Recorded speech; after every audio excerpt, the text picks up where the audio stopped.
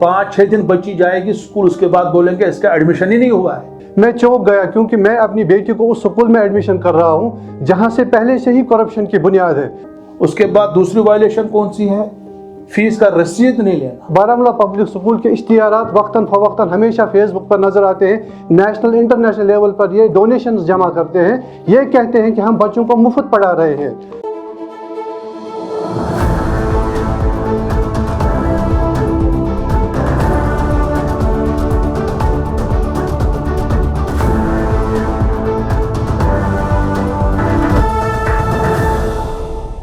नाजरीन अस्सलाम वालेकुम, आदाब। इंकिशाफ के ताज़ा शुमारे में आपका खैर मकदम है।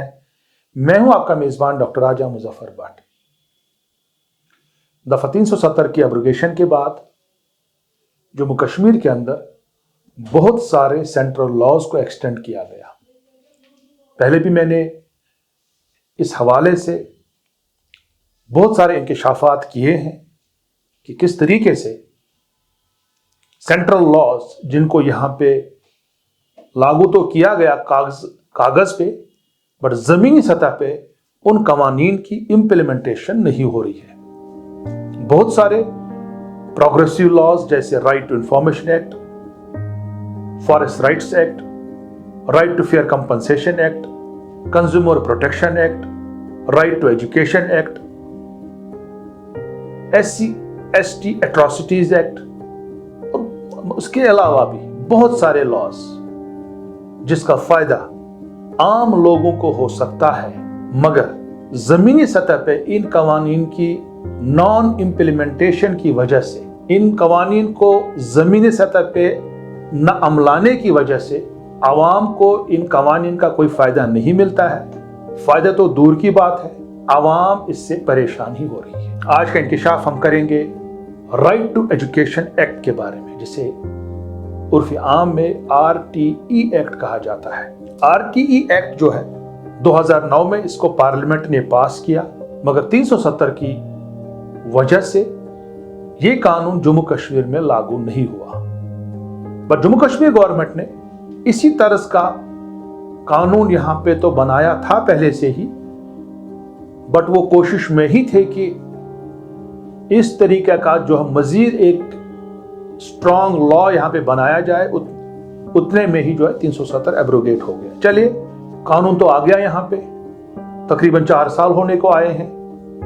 राइट टू एजुकेशन एक्ट यहां पे लागू है, इसकी इंप्लीमेंटेशन जमीनी सतह पे नहीं हो रही है।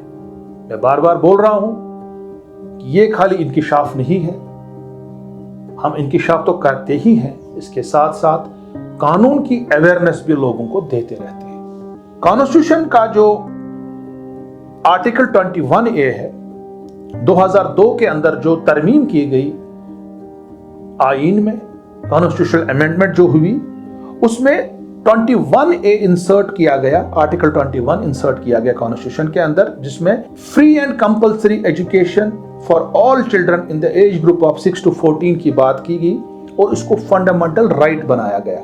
2002 में कॉन्स्टिट्यूशन में अमेंडमेंट की गई, उसमें इंसर्ट किया गया 21A और उसकी रूह से फंडामेंटल राइट बन गया right to education. Section 12(1)(c) RTE act का कहता है कि 25% रिजर्वेशन देनी है उन बच्चों को जो इकोनॉमिकली वीकर सेक्शन से हैं। किन स्कूलों में? प्राइवेट इदारों में।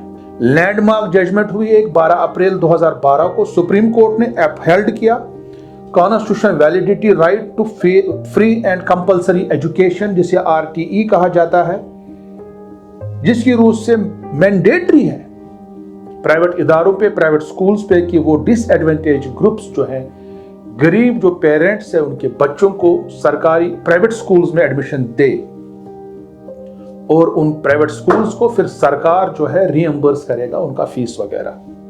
उसके अलावा बहुत ही इंपॉर्टेंट प्रोविजन सेक्शन 13(1) जो है right of children to fair and compulsory education, RTE act जिसे कहा जाता है, उसमें जो है किसी भी बच्चे को, किसी भी बच्चे से कोई इंटरव्यू नहीं किया जाएगा, उनको कोई भी स्क्रीनिंग नहीं होगी। सेक्शन 2O कहता है इसी कानून का RTE एक्ट का, in terms of screening procedure to mean the method of selection for admission of a child in preference over another other than a random method।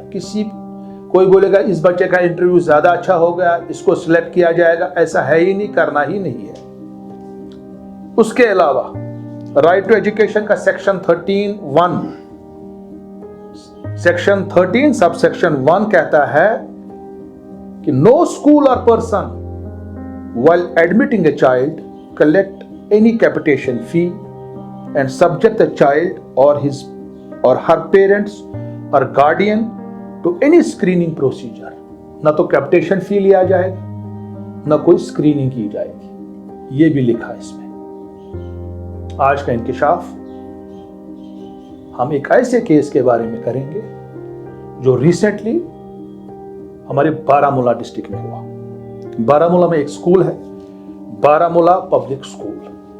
वहां पे सिराजुद्दीन सलाम एक वहां के बाशिंदे हैं, कानिस्पोरा बारामूला के। वो अपनी बेटी का एडमिशन कराते हैं, उमामा सिराज। वो जाते हैं बारामूला पब्लिक स्कूल में और वहां पे उनका एडमिशन कराते हैं। वो एडमिशन फॉर्म लेके आते हैं 300 रुपए का, उसको फिलअप करते हैं, फॉर्म सबमिट करते हैं, वहां जाते हैं।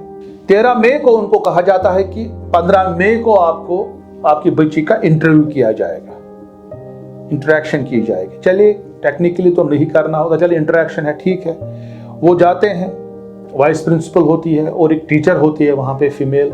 वो उमैमा का जो है इंटरव्यू करते हैं, इंटरेक्शन करते हैं, बड़े ही खुश होते हैं, बोलते हैं ये तो अच्छी बच्ची है।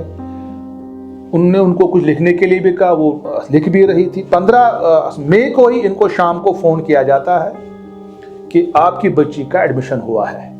सिराजुद्दीन सलाम की जो वाइफ है उनको फ़ोन आता है, बच्ची की माँ को फ़ोन आता है। 3:26 पे आता है फ़ोन बारामूला पब्लिक स्कूल से। 6006224386 नंबर से फ़ोन है, जो ऑफिशियल नंबर है। उसके बाद मई 16 को बच्ची स्कूल जाती है, नर्सरी पर्पल में उसको बिठाया जाता है। फिर दूसरे दिन जो और स्कूल जाती है, फिर वह बाद यूनिफॉर्म भी लाती हैं। 17, 18, 19 को बच्ची स्कूल जाती है। उसके बाद 20 मई को सिराजुद्दीन सलाम साहब स्कूल जाते हैं फीस जमा करने के लिए, और उनको गेट कीपर वहां कहता है कि आप फीस काउंटर पे फीस भरिए। उनको पता चलता है कि 1480 रुपये मंथली फीस भरना है। वो फीस भर रहे थे तो इनको कहा गया कि आपको एडमिशन फीस देना है 35,000 रुपये।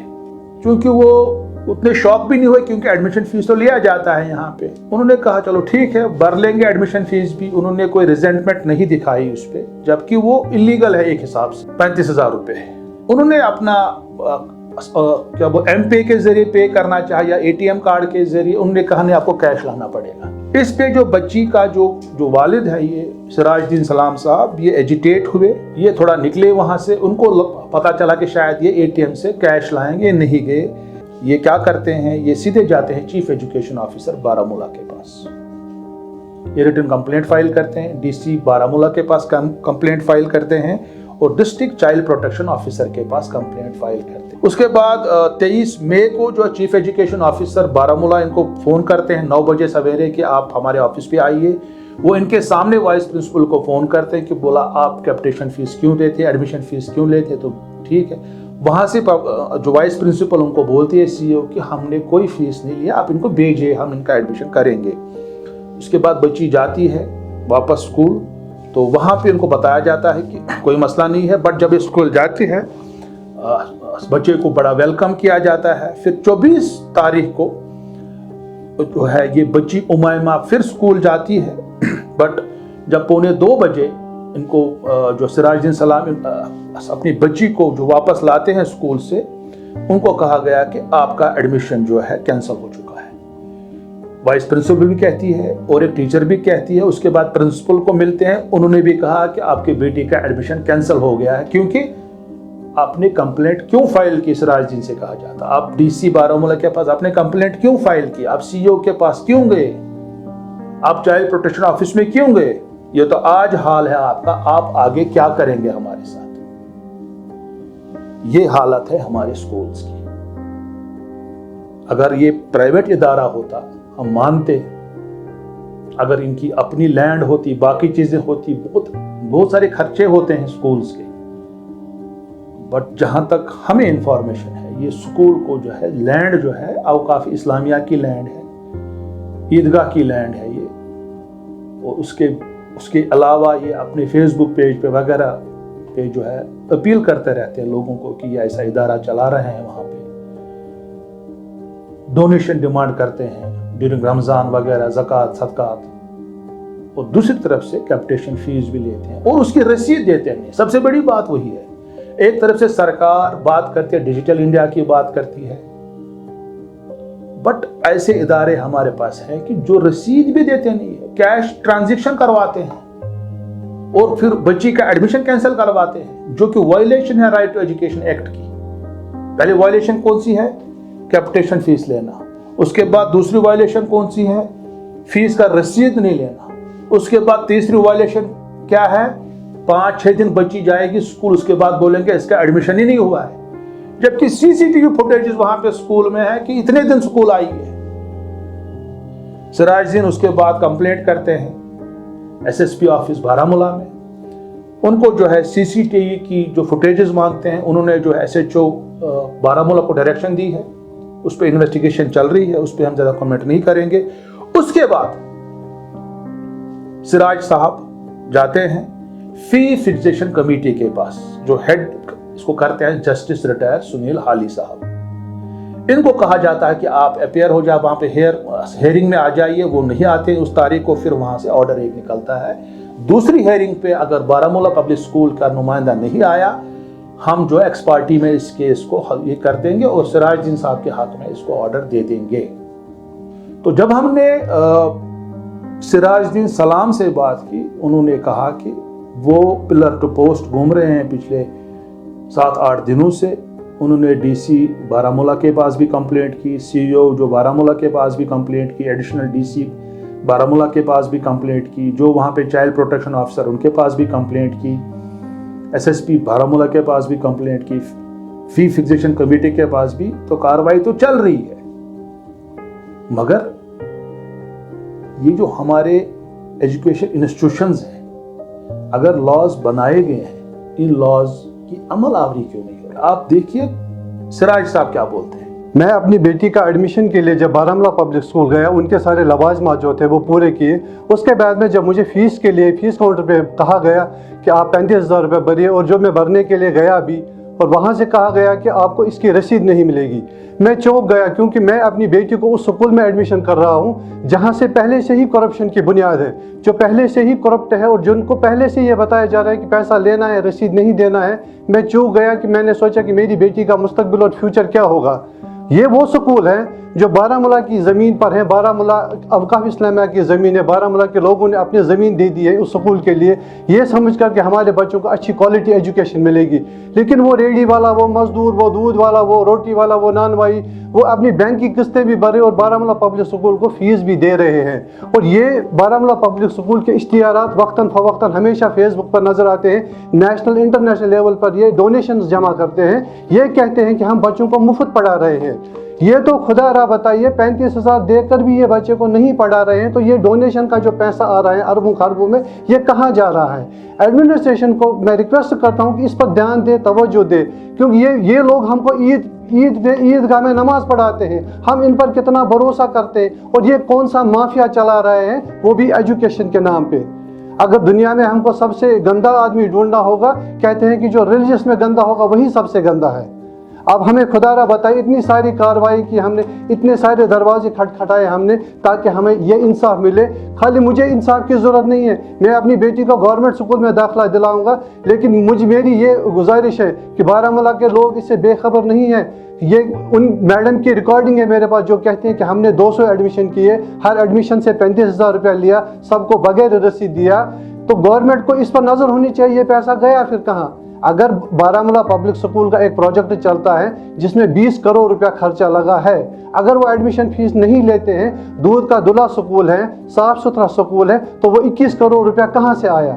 ये एडमिनिस्ट्रेशन तहकीक करे, इनके अकाउंट्स देखें, इनके खाते देखें, इनका ये डोनेशन देखें, जो ये कह रहे हैं कि हम गरीब बच्चों को पढ़ा रहे हैं, ये सब चीज़ें बारामूला पब्लिक स्कूल देखें। और उसके बाद में ये उमैमा का केस देखें, 15 मई से 25 मई तक की फुटेज निकालें, उसमें देखें कि मेरी बेटी एक हफ्ता स्कूल जाती है या नहीं जाती है। तो आपने सुना, सिराज साहब ने बिल्कुल अपनी कहानी जो है आपके सामने रखी। आपने सुना कि कैसे वो जो है अपनी नन्ही सी बच्ची को का एडमिशन करवाते हैं, फीस भरने जाते हैं। उसने रिजल्टमेंट नहीं दिखाई कि वो 35,000 नहीं भरेगा, वो रेडी था भरने के लिए। बट जब उसको रसीद नहीं दी गई, जब उसको बोला कि कैश ट्रांजैक्शन कीजिए, थोड़ा सा अंदर से हो गया सिराज साहब को कि भाई मुझे रसीद क्यों नहीं मिलेगी। अगर इन्हीं स्कूल्स में बच्चों को एटिकेट सिखाए जाते हैं, बच्चों को एथिक्स सिखाए जाते हैं, अगर यही इदारे हमारे जो है आपको रसीद नहीं देंगे, ऑनलाइन ट्रांजैक्शन में पार्टिसिपेट नहीं करेंगे, ऑनलाइन ट्रांजैक्शन के जरिए आपको जो है फीस नहीं ले लेंगे, तो क्या करेंगे? क्या करेगा एक पेरेंट? एजुकेट तो होना ही था उसको। ये हमारा सिस्टम है, ये हमारा स्कूलों का हाल है। एक तरफ से लॉज आ गए सेंट्रल के, लोगों को ये यकीन दिलाया गया था कि 370 के बाद ट्रांसपेरेंसी आएगी, शफाफियत आएगी, बट जमीनी सतह पे इतने अच्छे लॉज हैं ये, इनकी जमीनी सतह पे इम्प्लीमेंटेशन नहीं हो रही है। हम चाहेंगे कि सरकार को इसका नोटिस लेना चाहिए। अगले इंकशाफ तक देखते रहिए कश्मीर ऑब्जर्वर। खुदा हाफिज।